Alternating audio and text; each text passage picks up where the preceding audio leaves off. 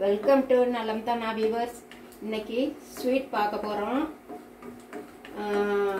Carrot, beetroot, apple இது மூணும் வச்சு நம்ம ஜூஸ் போட்டு குடிச்சிருக்கோம். இதையே நல்லா நைஸாக துருவிக்கணும். துருவிக்கிட்டு எல்லாம் கால் கிலோ ஈக்குவல் வெயிட் எடுத்து எல்லாம் துருவி நல்லா நைஸாக அரைச்சி வச்சுக்கணும். நான் தனித்தனியா காமிக்கல, நான் அரைச்சு வச்சிருக்கீங்க. Carrot, beetroot, apple. அது சொல்ல வேணாமா? எல்லாம் அரைச்சு வச்சிருக்கேன் அப்படினீங்க. அத சொன்னேன். அப்படியா? ஏன்னா ரெட்டா இருக்க தொட்டு. ஆமா, பீட்ரூட்னால எல்லாம் ரெட்டா இருக்கும், அதனால தெரியாது. நான் அப்படியே காமிக்கல ரா மெட்டீரியல்ஸ, எல்லாம் நேரம் ஆகும்னு சொல்லிட்டு நான் அதை அப்படியே அரைச்சிட்டு நான் காமிக்கிறேன். இப்போ கேரட்டு, பீட்ரூட்டு எல்லாம் கழுவிட்டு தோலை சீவிட்டு நல்லா நைஸா துருவி எடுத்துக்கணும். அப்பதான் சீக்கிரமா அரைப்படும். வேற ஒன்றும் இல்லை, பொடி பொடியா அரிஞ்சா கூட அதுல அரைச்சிக்கலாம். மிக்சியில கொஞ்சம் நேரம் ஆகும், அவ்வளவுதான். இப்போ அதுக்கப்புறமேல இதுக்கு வேணுங்கிற கொஞ்சம் பாதாம், முந்திரி, ஒரு 5-20 அளவு. திராட்சை கிடையாது, திராட்சை இல்லை, அதை பொடி பண்ணணும். அதனால அதை நெய்யில வறுத்து வச்சுக்கிட்டேன். அதே நெய்யிலேயே இந்த அரைச்சதை இதுல போட்டு வேகிற அளவுக்கு பீட்ரூட், கேரட், ஆப்பிள், ஆமா, அரைச்சதை நம்ம இதுல வேக விடணும். நெய்யில ஊத்தி நல்லா அந்த பச்சை வாசம் போகணும்.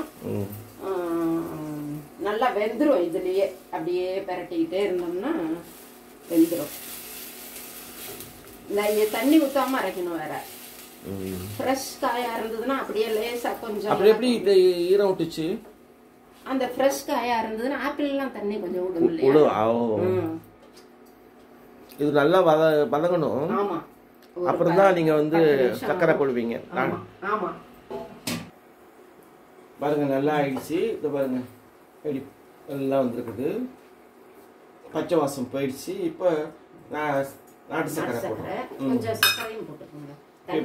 வெறும் நாட்டு சக்கரையும் போடலாம், வெல்லமும் போடலாம். நான் நாட்டு சக்கரை பாதி, வெல்லம் பாதி, வெள்ளை சக்கரை பாதி. அதாவது 1 கப் அளவு. எல்லாம் கிட்டத்தட்ட ஒரு 250 கிராம் இருக்கும். ஏன்னா 3 காயுமே ஸ்வீட் உள்ளது இல்லையா, அதனால ரொம்ப ஸ்வீட் வேண்டியது இல்லை. உடனே கலர் மாறிடுது. இப்போ வெல்லம் போட்டதோட டார்க் ஆயிடுது. ஆமா ஆமா, 1 ஸ்பூன் நெய் வெல்லம் ஊத்திக்கலாம்.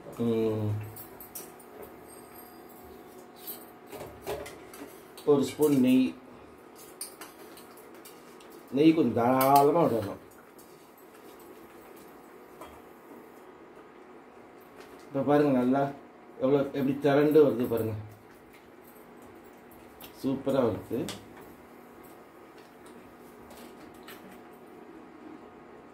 இப்போ இதில் பாதாம், முந்திரி நெய்யில் வறுத்தது அரைச்சி வச்சுருக்காங்க, அதை போட்டுருவாங்க.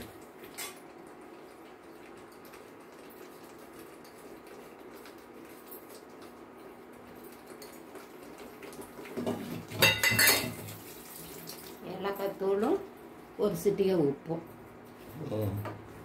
இதோட ஏலக்காய் தூளும் உப்பும் போடணுமா? ஏலக்காய் தூள், சக்கரை போட்டு அரைச்சி வச்சது ரெடியா, கொஞ்சோண்டு உப்பு.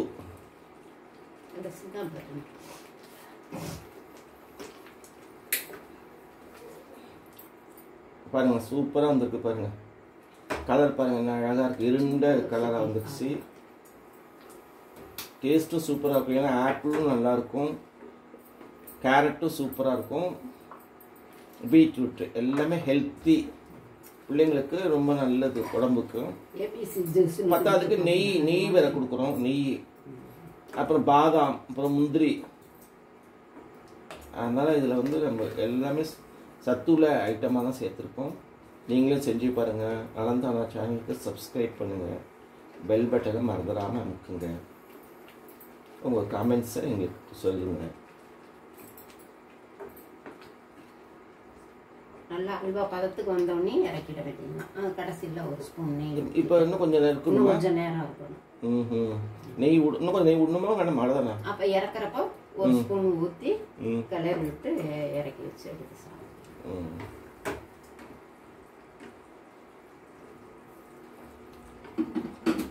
இப்பயே நம்ம வந்து சாப்பிட்ற மாதிரி தான் இருக்குது. சூப்பராக பார்க்கறதுக்கு.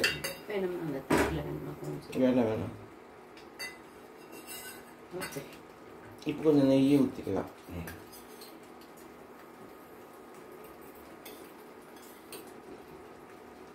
தீபாவளிக்காக நெய் வாங்கியிருக்காங்க, அதனால தாராளமாக விடுறாங்க.